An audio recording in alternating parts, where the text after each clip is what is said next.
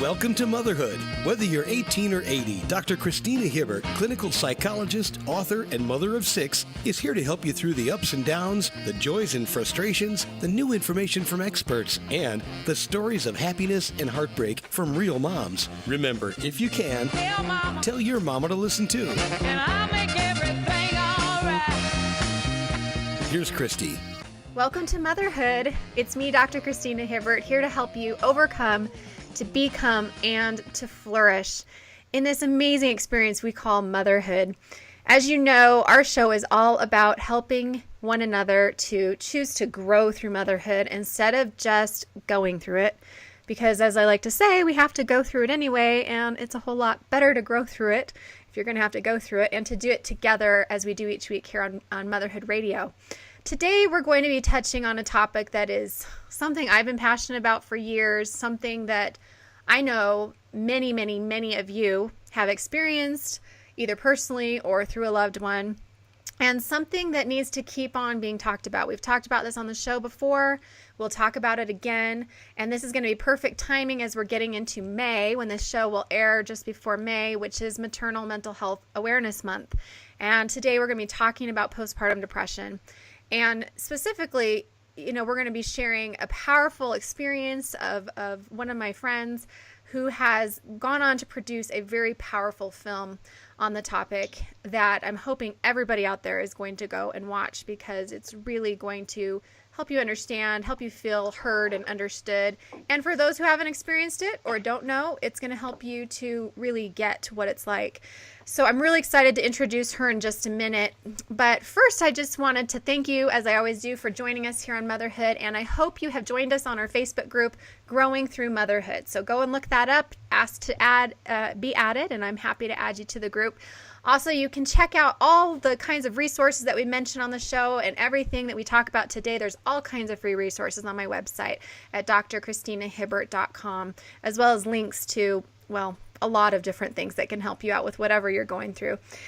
Now, before I introduce our guest, I did want to say a few words, because I think that if you've been through postpartum depression, you understand why it's such an important topic. You understand the power of it and how it doesn't just change your birth experience or, those first few months with your baby.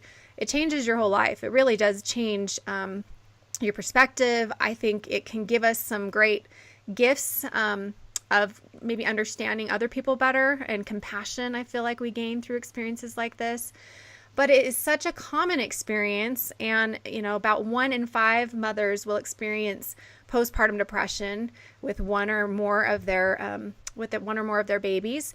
And though first-time moms are at a higher likelihood because of the newness of it all, you can not have it the first time and then get it the second or the third time and experience it then.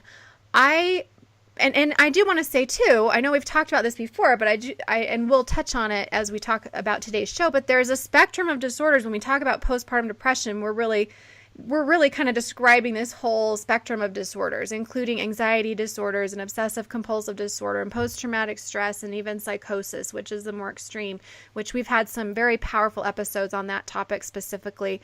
But today we're going to focus in on depression and some of the anxiety that goes on with it. And I really just wanted to say, I got into this field because of my own experience with postpartum depression. We were just talking before the show, and I was saying how I was such a young mom. All I wanted to do was be a mom. So I graduated college, got married right when I graduated, and decided to get pregnant. So within 3 months, we were pregnant and had the baby when I was only 21 years old. And that's how I have an almost 21-year-old now. But I had no idea. I had no idea how hard it was going to be. We moved in and lived with my mother on the floor of her living room for 3 months, because I just couldn't deal with the fact that we were actually living with my in-laws at the time in their little guest house, and I couldn't deal with them, and I felt like nobody could help me, and I didn't want anybody to help me. I thought I just had to do it all myself. I was going to take care of everything. And I had no idea at the time how much sleep deprivation affected me and how tired I was and how I needed help. And I learned from that experience that I did need help and that I did need sleep. But I went on, with my second and third and fourth births and had, depression again and anxiety even worse the second and third and fourth times. And as many of you know, my fourth time was when we also suddenly inherited our nephews and became a family of 6. So that was its own whole postpartum experience in itself. But I just share this because I want you to know that you're truly not alone. And I know you'll feel that today after you hear the powerful words of our guest today. But I want you to know that I understand, and that there are many people out there who've been through this, and there's lots of help and resources, including the film that we'll be talking about today. So just know you're not alone, and know that there is help available, and know that you will be well.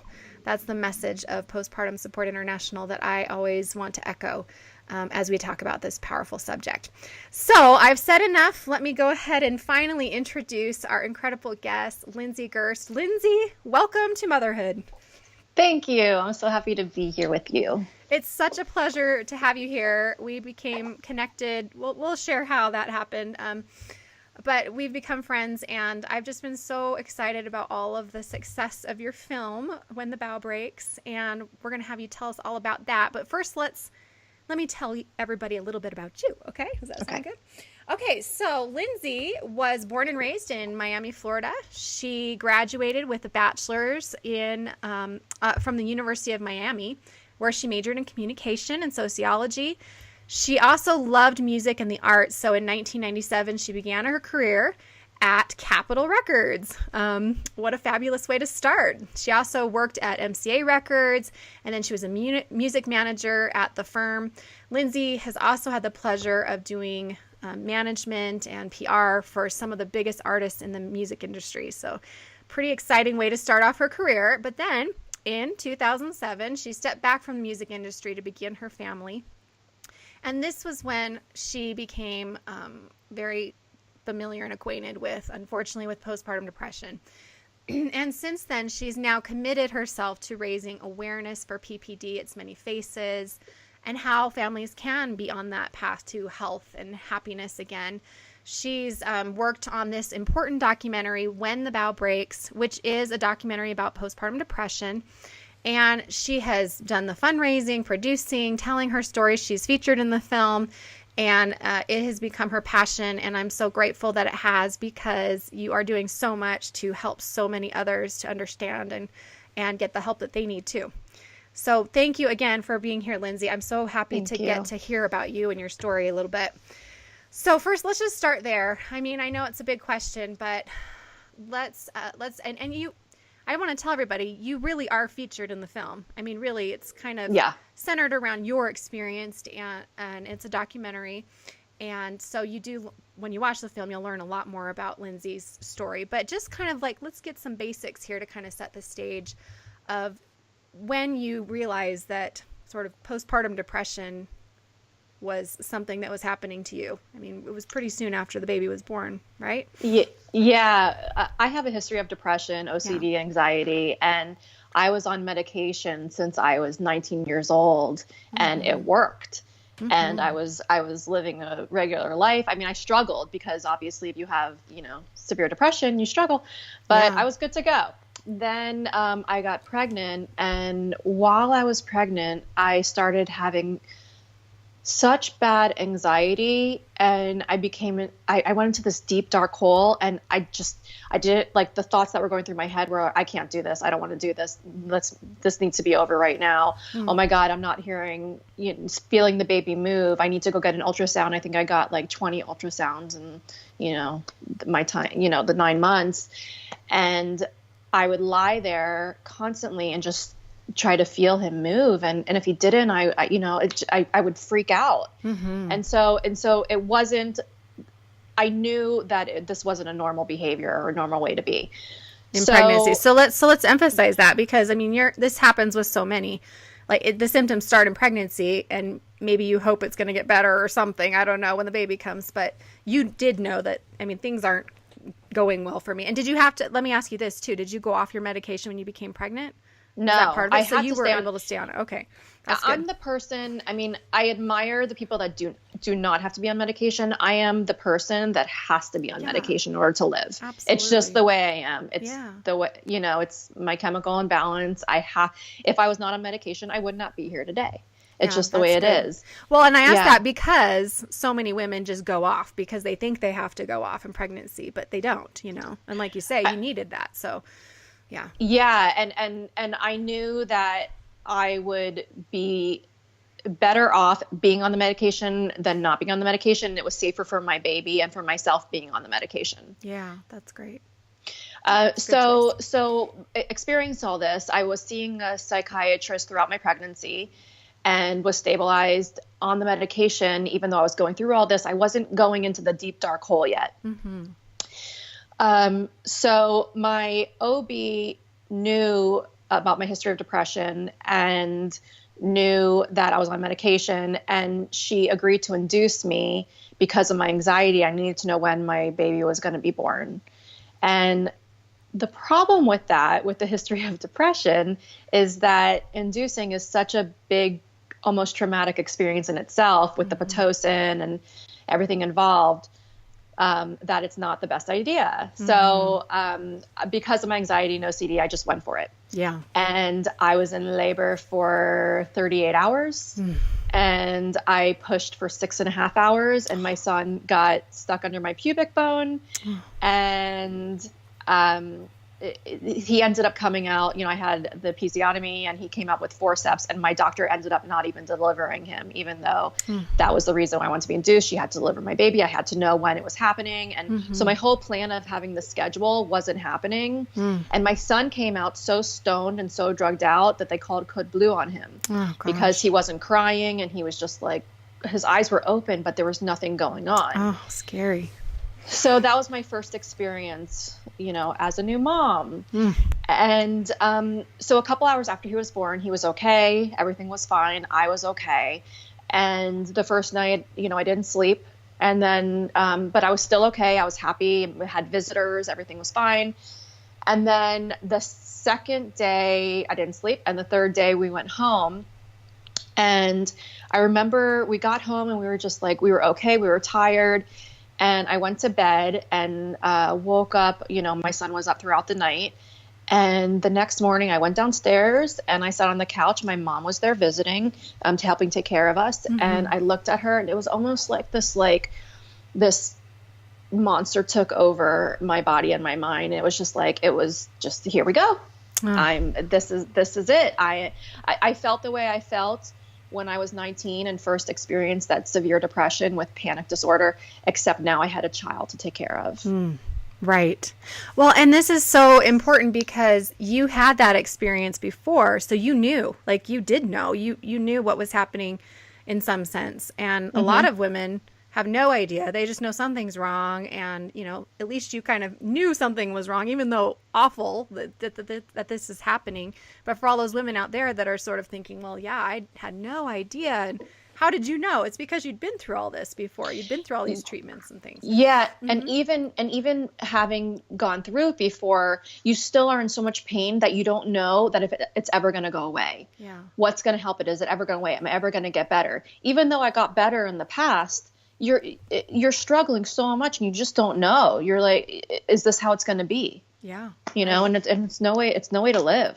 Right. Because you don't know for sure. I mean, you hope you're going to get better, but at that point you don't feel that. You don't feel in any way, shape or form, you're going to get better. Right. You don't feel it. Yeah. Yes. So how did you begin once you knew, because you knew really early on, especially compared to a lot who, like I said, may go months and then go, wait a minute, maybe this is postpartum depression, or somebody else tells them down the road that's what's going on.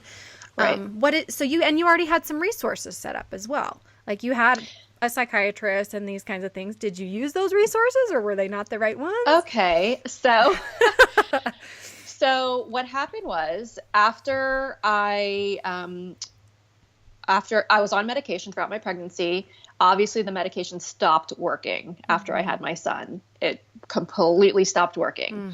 Yeah. My psychiatrist decided to retire right before I delivered my son. Oh, no.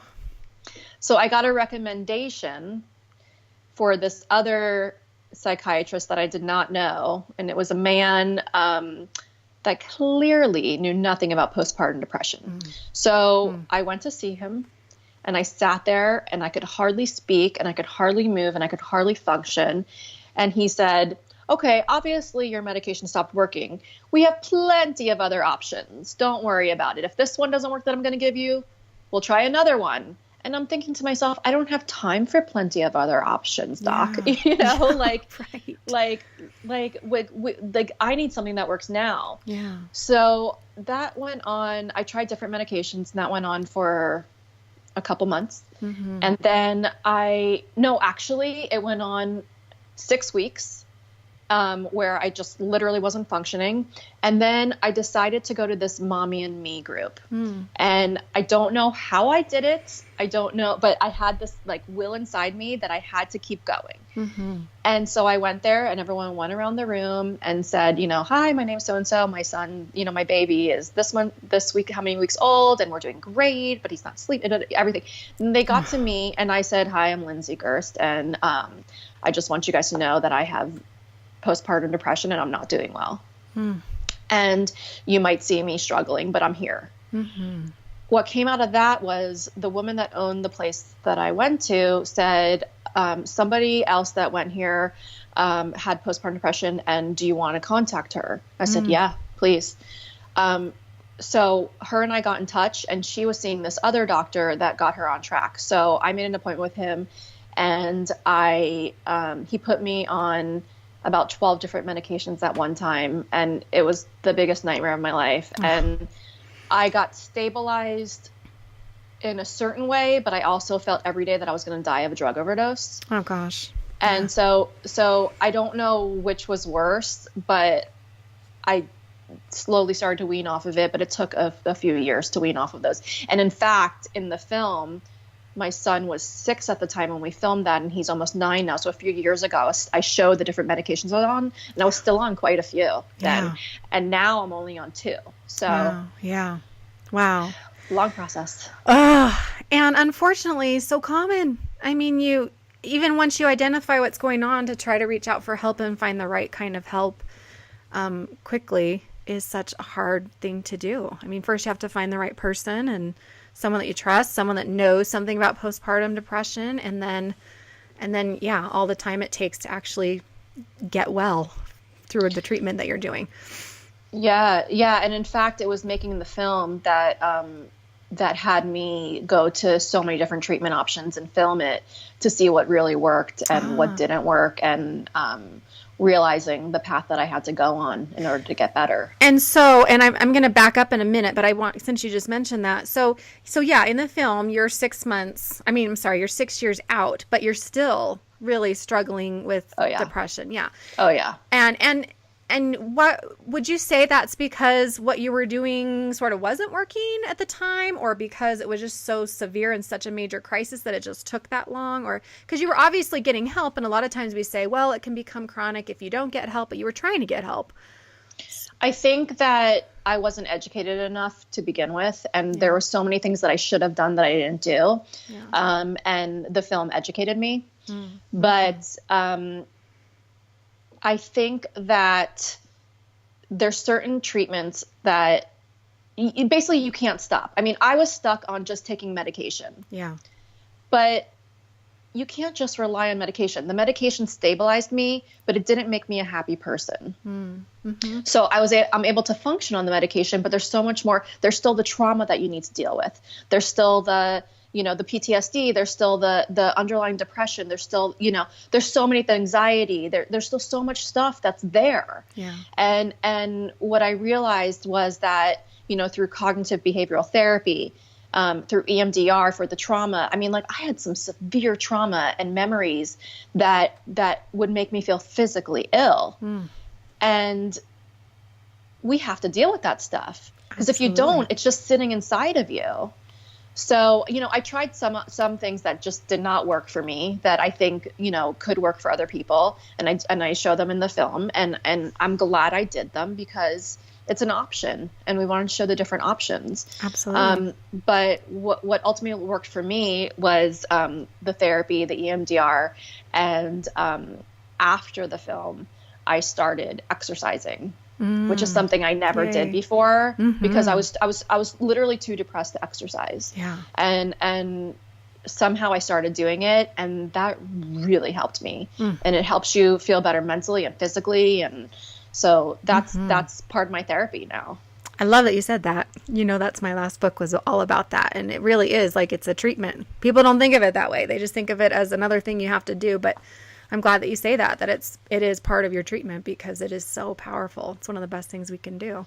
It is. And the most interesting thing is, like, I hate going. Yes. I'm like, no, I don't want to. And I force myself. And then afterwards, like whatever goes on in your body and mind after you work out, you're just like, oh my God, I'm so glad I did that. I feel good right now. So good. I love it. That's so true. And everybody listening can relate to that. You don't have to love it to do it. You make yourself do it because you know how much is going to help you and how great you're going to feel after. Really. I actually use my OCD to work for me. I'm like, you have to exercise or else. Okay. That's good. I have to do it. I have no choice. Turn it into a positive, right? That's great. Yeah. I love that. Okay, so let's back up a minute, and then we'll come back and talk a little bit about different, the different treatments that you did show in the video, because I think that's a really important part of this.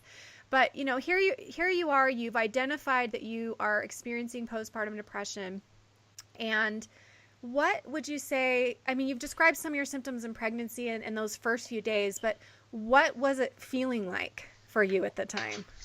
What were your symptoms, would I say? I had severe symptoms. First of all, I couldn't eat. Yeah. Like, I literally could not find my mouth to the food. It was that bad. I wasn't sleeping. I wasn't bonding with my son. But I wouldn't let anybody else take care of him. Yeah. So it's like, no, I have to do everything. Yeah. I think rage for me was a huge thing. I remember one time when my son was 10 weeks old, my husband put him in the Bjorn and started walking him outside, and I went out and I thought this was totally normal. I went outside and I started screaming at him, calling him names and cursing at him, and all the neighbors were coming outside because I didn't want him to take the baby for a walk. And like other neighbors were coming outside and I didn't care. So I had really bad rage. And I couldn't do anything. I didn't want to do anything. I just wanted to stay in bed and sleep, and just, like my mood swings were crazy, and I wasn't functioning. Like somebody should be functioning. Well, and this is why it's so important what you're doing, what you've done in the film, what you're doing in this interview, and all these other ones that you're doing, talking about this and just being honest, because I think so many of you out there listening can relate to this. And I really appreciate you saying rage, because I think, we as women especially, and as moms especially, feel like we can't be angry, or we can't feel rage, or that's not okay. But you know what? It's just part of it. It's part of, there is usually anger and guilt and rage, and, all these kinds of emotions can be part of this postpartum experience. And it feels so good to hear you say that, and to let others hear that, they're not the only ones that might be experiencing that. And no. You're right. You did. The point is made in the film, and you just said it again. You had severe postpartum depression with anxiety as well. And not everybody's going to have all the same symptoms, but what you describe is fairly common at whatever level it is. Your impact of your sleep and your eating, and those changes, and the way that you feel, and the bonding that you feel with your baby. All of those things are part of postpartum depression, whether it's mild or severe. Yeah. And in the film, we show all different ranges from baby blues to psychosis. So I really feel, and like what we've heard so far, is that everyone can relate to something in the film, or someone in the film, or someone's experience in the film. Yes. So we really try to make sure that the whole range of perinatal mood disorders was covered, so people can relate. I did love that. There are a lot of people featured, and a lot of women sharing their stories, and some of the husbands, your husbands there, a couple of the men as well. I really appreciated that. And it's so, the film is so detailed, everybody. I mean, it really covers, I feel like it covers all bases. I mean, I produced a film with my dissertation many, many moons ago. And we focused on postpartum couples, and it was an educational film. But, it was a short film. We weren't able to get into all of those, like the stigma, and, show so many different people. I mean, it's just such a joy for me to see how many people were willing to participate, and, how far we've come. Because even when we were trying to produce our video, I mean, it was hard to get anybody who wanted to talk about it because the stigma was so powerful at the time, especially. That was back in 2002. Right. Nobody wanted to talk about it. Nobody was willing to say, I have this. And, you know, I know that you say in the film, there's a part where you're like, this is so scary for me to let everybody see me. And you said, I think you said it was like your biggest fear to let everybody into your life in that personal way. And It yet still you did is. it. It still is, but you're still doing it. So how did you decide to do I don't that? know. Like, I what- don't know. You're courageous, You know, that's for sure. no, I don't know. You know, it's kind of when you're going through something and making it, you it's like, oh, maybe no one's going to see this, but I'm just going to go for it. And you know, what I realized in making the film and meeting all the different people we interviewed was that who am I to not share my story when all these other people are? And you know what? I don't care what my ex-boyfriend thinks anymore about seeing me not having the perfect life after him. You know? Right. These are the things we think about. You know, or my friends from lower school finding out that I didn't have this perfect life that they might see on Facebook. Right. You know, because like this is reality, and I just decided I don't care anymore. You know, I just really don't, because the purpose of making this film is to help other people. And what it did was it's helping other people, and it helped myself by opening up. Yeah. So I decided that the stigma doesn't matter to me anymore. And I hope that by me sharing my story, it helps others to realize that we shouldn't care what other people think about us because we have a story to tell. Yeah. And our stories are powerful, and our stories can help other people. Yes. Amen to all of that. Yeah, definitely. And, you know, you said, you know, the people from elementary school, you know, think what they're going to think or whatever, but the chances are they're going to see this and be like, oh my gosh, I had the same experience. And I'm so glad that, you know what I mean? Just, we fear this. And then once we finally are real, you start to see, and I'm sure you've seen this. And I know like, because I specialize in this, people talk to me all the time about their postpartum experience. And you do see that there are so many people that are pretending everything's okay because we feel like we can't. So the more like you that say, hey, let's just be real and not worry about what everybody's thinking, but just talk about this because it's important, the better, you know, the more everybody's going to start to hopefully do that.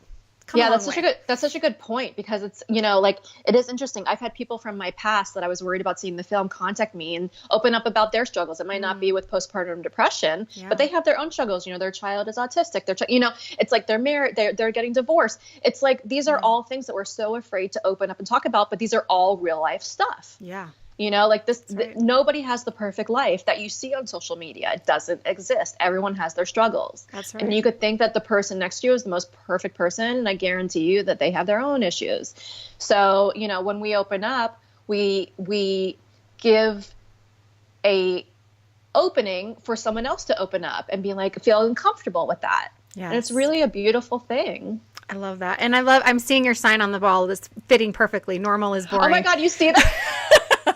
I love it, because also perfect is boring. You know, it's not real, first of all, and it's lights boring. up. That was my birthday present last year. It lights up and it says normal is boring. I love totally it. believe that. There's also my favorite quote from years ago is sanity is a playground for the unimaginative. I love that quote. I'm going to write that down. Yeah. Oh, that's awesome. Sanity is a playground for the unimaginative. See, look at all this positivity you're putting out. Yes. I love it. Making us all feel normal and good, because we all have our issues. I'm here to make you feel normal. Oh gosh, yes, thank you, please. Because you're, like you say, we all have our issues, and you know, like someone could look at you now and you're beautiful, and you've got, you know, you're doing this film, and not, you know, thank goodness you are featured in the film as exposing those vulnerabilities and those weaknesses, because otherwise, I know people look at me or you or other people all the time and think, oh, everything must be great for you, or everything looks perfect, or must be nice to be like that. And no, absolutely not. We all have our issues. Well, I say that in the film while I'm taking my tons of medication. It's like, you know, and it's so interesting because in that moment when I watched it, I looked so tired in that shot. And like, again, this is a documentary. You don't have budget for me, you know, like this is real. So it's like I woke up not feeling well that day, and I was exhausted, and I didn't look well in the shot. And, you know, I'm showing myself taking medication. I'm like, you never know what somebody's going through by the way they look. You just don't. Like, so true. Somebody can look like the perfect stepford wife and have a miserable life, you know, and you just never know. That's why we have to be so compassionate for other people and not judge. So true. And you know what? We didn't say it at the beginning, but your website for the film is whentheboughbreaksfilm.com. Is that correct? Yeah. Yeah. Okay. And it's on iTunes now. That's where I got mine. The film, yes, thank you. The film is on iTunes. It's on a lot of other video on demand platforms. It's sold on Amazon and Walmart and Target and Barnes and Noble and online and excuse me. And yeah, but you know, the iTunes is the easy way if you have iTunes, but it's yeah. Well, I just want to say that and we find out every day more and more places that it's going. That's so exciting. So exciting. And you had such great feedback. We'll talk about that in a minute. I just wanted to, before we talk more about the film itself, I wanted to get back to, because your husband was in the film and then your son's at the end, which is so adorable. Talk about how this, you know, impacted your relationships, your marriage, because I think that's such a huge piece. And obviously that's been my focus over the years is, you know, how our relationships can survive.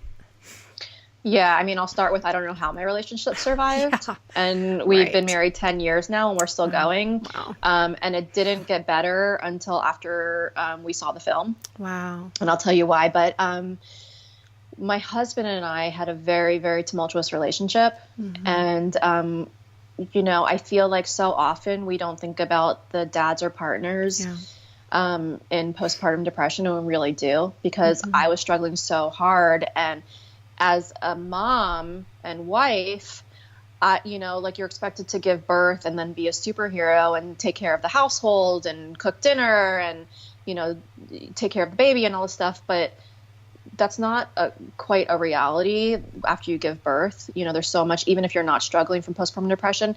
And the father is supposed to be another superhero where he is the strong man and he goes to work and takes care of, you know, everything else and has to be strong. But what happened to me when I had postpartum depression is that I was suffering so bad that my husband also suffered, because his reality of a family wasn't, his dream of a family wasn't his reality. Yeah. And so he went into a depression himself and he gained like 50 pounds, and him and I were constantly fighting, and I wasn't able to get better in the time that I should have gotten better because my relationship was falling apart too. Yeah. And there was anger and there was yelling and there was fighting, and how can you get better when you have this going on in your house? Yeah. So he really struggled and we really struggled in our relationship. And there were many, many times we didn't know we were going to make it through. And I honestly don't know how we did. But so both my husband and my son were the only interviews that I wasn't involved in the film. So I wasn't allowed to be there. I wasn't present. And I didn't see either of them until I saw the final version of the film. Wow.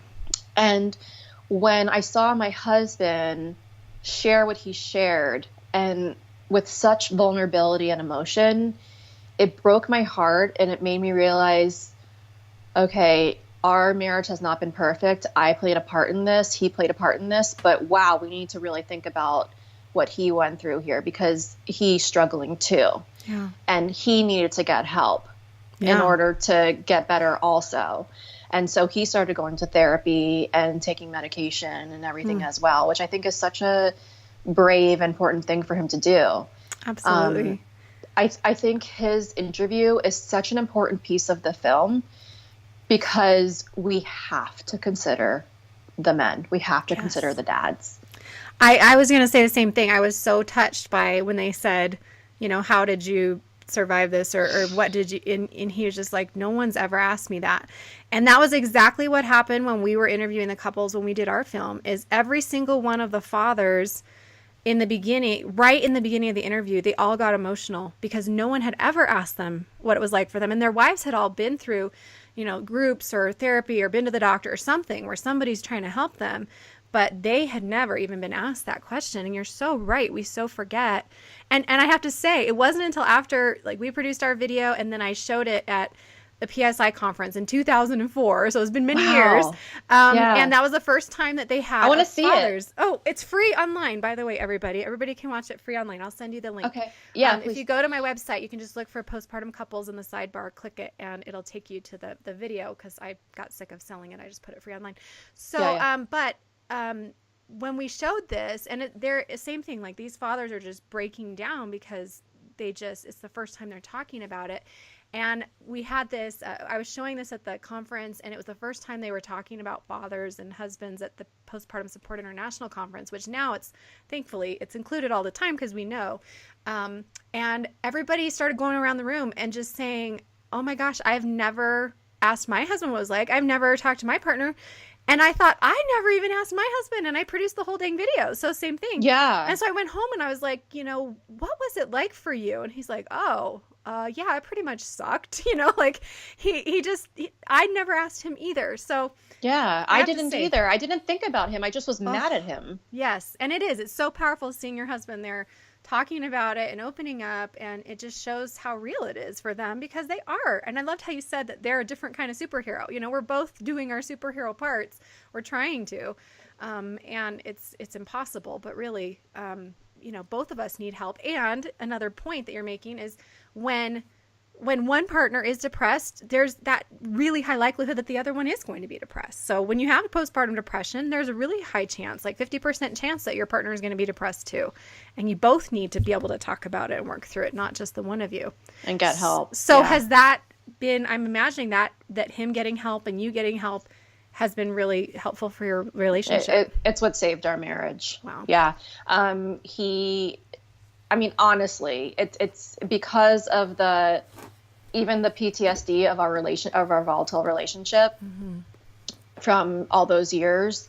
It's like, it's taken this long. It's taken 10 years to really get to a place where we realize how much we love each other, and there's a reason why we're married. But it's a big struggle. And also, he also, in the film, he shares that, he so wanted another child, and I can't give that to him. And so that's another piece of it, and now, like, I know, women can have babies, till however age now, but it's just not something that I'm capable of doing because I'm so afraid of what will happen. And I'm so obsessed with my child now that I just don't want to risk him, what his life and what he's able to go through and what it would do to our marriage. I just can't do it. And I admire the people that can. I really do. Yeah. But it's something that we have to live with. And I appreciate your honesty there too, because I know so many of you out there listening have experienced the same thing, that that is a very tough decision to make, and it's a personal decision, and everybody has to make it for themselves, and how difficult, especially when you and he are on different pages about that. But, that's why this is such a powerful story, because it's taken a long time, but you haven't quit. You haven't given up. He hasn't given up. And now you guys are finally, in a place where it sounds like you're really, being able to enjoy your marriage and your relationship in a different way. Yeah, we're getting there. And it's now 10 years. And like I said, like so many people don't make it through, their marriage after postpartum depression. And I totally get it. And I don't know how we did, but I'm glad we did. And I'm glad we stuck with it. So powerful. And I'm so glad that you guys shared that in the film too. Now, another thing you said in the film that I wanted to ask you about is you mentioned that doing the film changed your life. And I think you're sharing bits and pieces of that as you're talking right now, but I wanted you to just share a little bit more about that. What you meant when you said that. I don't think if I didn't make the film, I wouldn't have been educated as much as I am in perinatal mood disorders, and I wouldn't have gone through all the therapies I went through to see what works for me.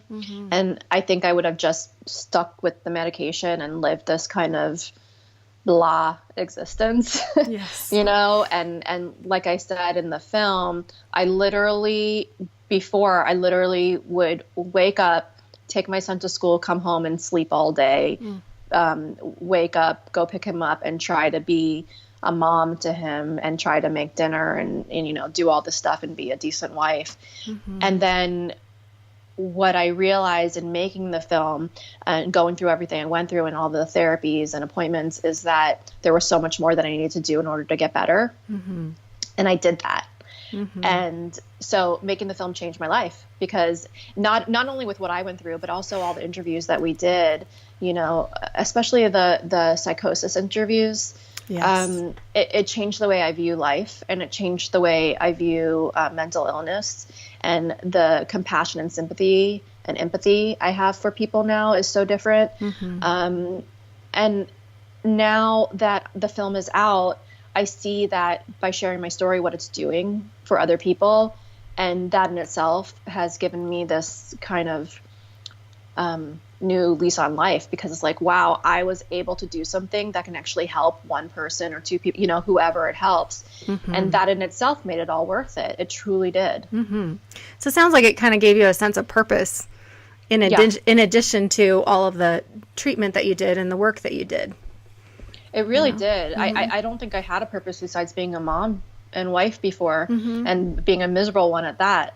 So it really did give me a purpose. And I feel like, you know, we go back to the stigma attached to it. And it's like, you can feel the stigma, or you can say, you know what, I'm going to open up and share this. And oh my God, look what it's done.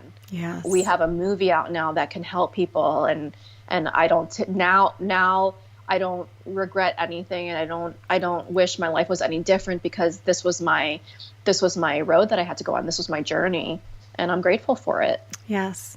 And that's what I guess I meant at the beginning when I said that it can give us gifts, because it's awful and we don't want to go through it. But you're right. You wouldn't be who you are. You wouldn't have been able to participate in this film. You wouldn't be helping all the people if you hadn't have gone through it. So even as awful as it is, and as difficult to find our way through, we do have those gifts of, like you say, compassion and understanding, and being able to be there for people in a different way that you couldn't have done before. Exactly. And, you know, the thing that gets to me every time is that if I didn't do this film, I don't know where I would be. You know, like I probably would be the same person as I was, and just living this life that wasn't worth living. And I really hope that everyone out there that's watching, that's listening, knows that by just opening up and just like, not only telling your story, but sharing it with friend, with family, that's giving you power right there. You know, and that's breaking the stigma right there. And there's nothing more powerful than being honest and true to yourself. Ooh, that's and with so other good. people. So true. There's nothing more powerful than being honest and true with yourself and with other people. And you're right. It doesn't have to be on a video like you've done on film, you know, No. but just, you know, just to be able to say, you know what, today's a hard day, or today's not a good day, or something even as simple as that is a beginning to break that stigma. Now, you and I, you know, we have a few minutes left. You and I really met for the first time. You know, of course, we kind of met a little bit on Facebook when you were doing the film. I think you reached out and we connected that way. But we met in very sad circumstances, because two of the women in your film ended up taking their lives. And one was our mutual friend, Naomi. And we actually met the day of her funeral. And so we know the extreme tragic consequences. Like you said, you know, you wonder where you would be had you not done this film, and you'd probably be living the same, you know, existence that wasn't really the full existence. And yet there's other people that might have, you know, more extreme consequences if they don't realize what's going on and try to get some help. I mean, what do you feel about, or what would you like to say to those out there who may feel like they're struggling like Naomi felt, or feel like there's not an option? You know, the thing about Naomi, and like I every time I just think about it, it's very hard for me still, because I was very close with her, and I'm still very close with her family. The thing about Naomi is that in the film you see her, you know, getting her life back on track and getting married, and but it wasn't just, you know, like then she committed suicide. She went through so much other stuff in between the film, when she was interviewed, and, you know, when she took her life. And and for those who don't know, I mean, in the film you'll see, but she had committed infanticide. She had smothered her baby and served a sentence of 10 years and then was out of prison and like you say, putting her life back together. And again, you hear that, and I know people might hear that and judge, but watch the video and see her. She's like an amazing, beautiful, faithful person who had a very, very extreme illness and has suffered just greatly because of this. Naomi was one of the most amazing people I've ever met, and I admire her so much to this day. I mean, what she was capable of doing from her experience, there's no words. I mean, she literally was like, okay, I went through this and I'm going to educate people and I'm going to share my story as hard as it is for people to hear. And she didn't, she said in the film, I don't care what anybody thinks, except for God and my family. And she really didn't. She took it upon herself to share her story in our film.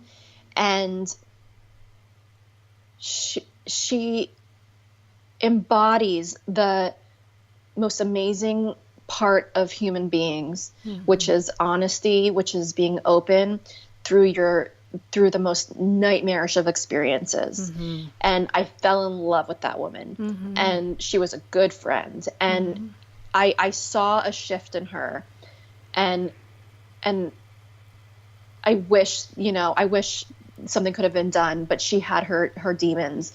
But what her story does in the film is it does exactly what she wants it to do. And she's educating, and she's saying, look what I did, look what I had to go through because of it, and I'm going to educate because of it. And I'm sharing my story so you can learn from my tragedy. So powerful. I appreciate you saying that. I think that's beautifully said. And I hope everybody's going to go watch the film to see everything we've been talking about, because as you said, it's this is her way, this is your way of helping people. This is her way of helping people. Even though she's not with us anymore, it is powerful that now all these people are getting helped because she was so brave to stand up and speak, and you too, and all of the people in the film.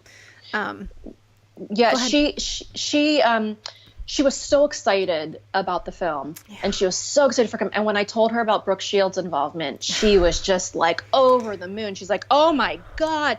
And she was so happy and thrilled. So I know I literally, and her husband sent me this N pin, and I take it with me, to interviews and everything. So she's with me. And, this is what she wanted. And she was so excited about it. And I wish she saw the final version of the film. And I really, from the bottom of my heart, do. But I guarantee you, Naomi is thrilled with the outcome right now, and she wants you to see this film. That's right. So she can help educate as well. That's right. See it for her, see it for us, see it for yourself, for your family. And again, I mean, just a couple of the things that you've heard. I mean, you've had such positive feedback about the film, and I love that you keep sharing it on Facebook. And so, just what are a couple things that have stood out as far as, positives that have come from other people's lives because they've seen this film? Yeah, I mean, the feedback we have received has been beyond my expectations. I was concerned about some women that were experiencing postpartum depression seeing it because of the triggers. And I still am. But the ones that have seen it have been thankful, and every single one of them has shared, that they relate to something in the film, and thank you so much for sharing it. That's how I felt. I've never been able to express it before. And it's an emotional roller coaster of a ride, the film, but yet it's so important, and it's going to educate, and, it breaks the stigma. And the most important thing it does is by us sharing our stories, it helps you realize you're not alone.